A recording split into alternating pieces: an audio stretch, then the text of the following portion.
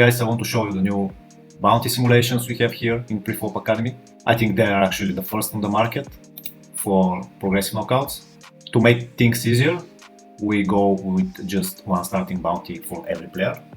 Obviously, you can create infinite scenarios where you have players with more bounties. You are on different stages of the tournament, for example, 50% left, 10% left, final table, whatever. You can basically create infinite spots. We have different asymmetric stacks, which makes things more like in actual in-game. So you go to the tournament tab, you go here to the charts and select progressive knockout. I want to show you this one where cutoff is not the biggest stack, but is the biggest stack left to act, how this changes stuff. You can see the payouts here for the simulation. You can see that nobody is busted.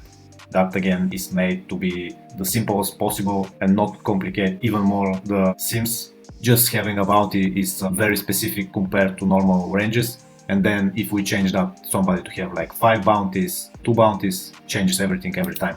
The goal here is to build understanding how and why things change in game related to the stacks we have, the bounties we have. So let's quickly go to the cutoff situation and try to see what is different. And straight away you can see that the race first in range is way higher.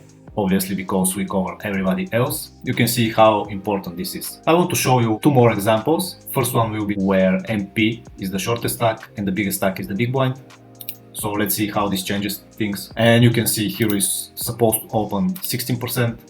We can actually go also check how much of defend the big blind should have. Yeah, big blind is folding the absolute trash, and that's even versus the strongest possible range, like 16% opening. And then again, it's just for 1 bounty, so if you add 1 more bounty, this probably goes to the co-any 2. So that's pretty important, and if you add even more bounties, like 3, 4, 5, it will probably, again, make more sense to play every hand as the biggest stack on the big blind.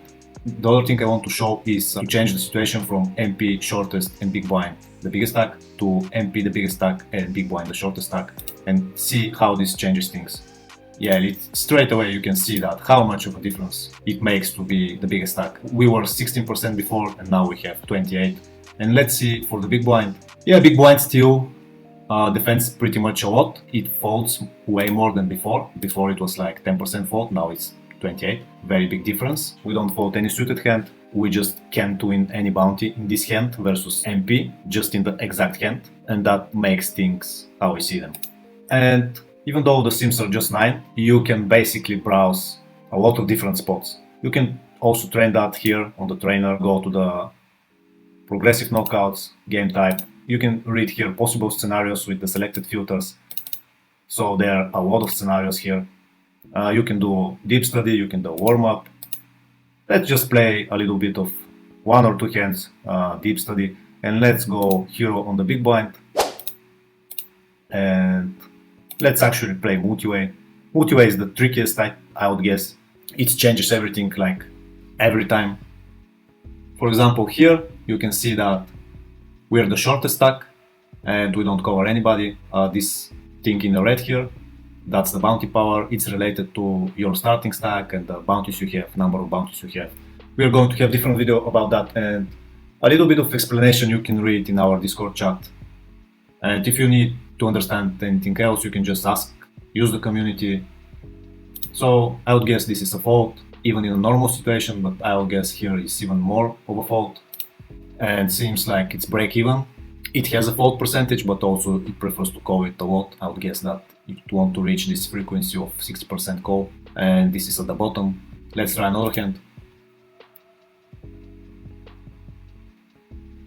Okay, this hand is very interesting because we're the biggest stack, but still these guys are the strongest possible ranges. We can also click here to see their ranges, but I would say it's best first to make a decision and then study their ranges from the deep study trainer. Here I want to fold, even though we cover them.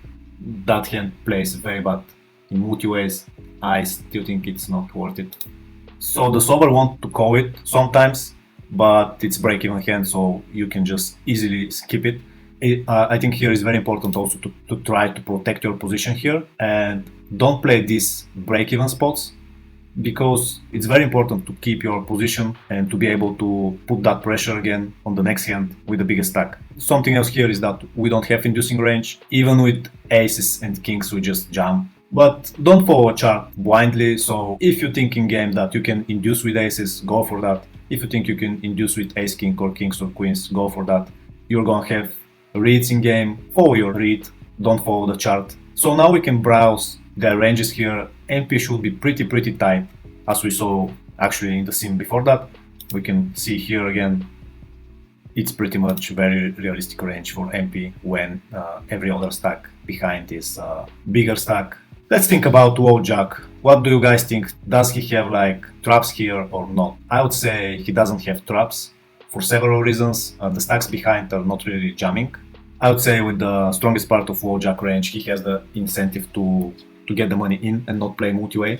I would say low jack has like hands that play well multi-way in the calling range, and then the raising range is just straight value and no traps. Let's see. Low jack is trapping aces like 60% of the time, but obviously aces can afford that.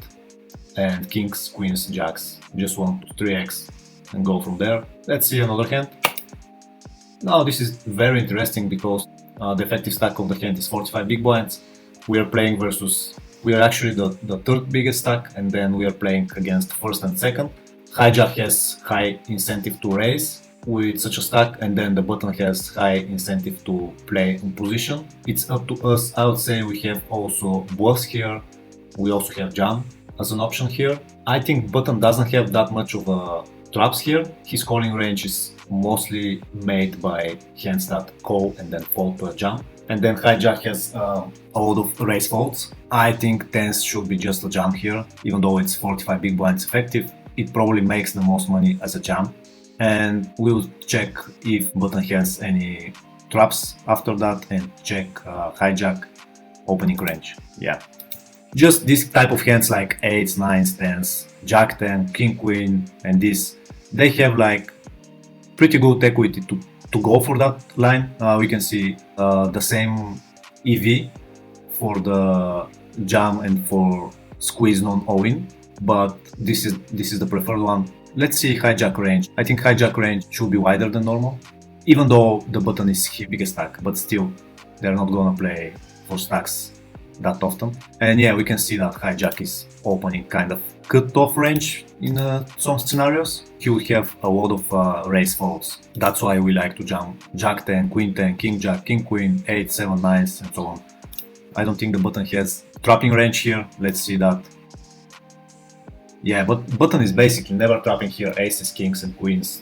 Yeah, you can see it's how big of a difference is to be calling. You can look here, down here. So for aces, it's big difference to just flat and try to trap. And it makes no sense to do that when you make the most money with just raising. Yeah, that's for now. If you have any questions, join our Discord if you're not there and just ask. See you guys on the next video. Bye.